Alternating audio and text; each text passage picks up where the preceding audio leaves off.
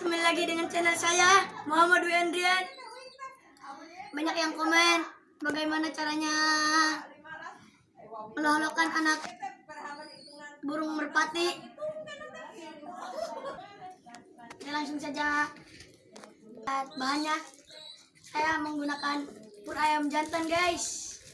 Ini tuh beli berharga cuma 5.500, guys. Dan alatnya botol dan tutupnya menggunakan selang, guys. Ya guys, kita langsung saja melolokkan burung pihinya, guys. Saya tangkap punya saya. Bentar ya guys. Masukkan selangnya ke dalam mulutnya, lalu botolnya pencet. Cet. Udah dulu guys, udah dulu. Oh ini udah ini. Oh ini burungnya gak mau diem, guys. Ih, goblok.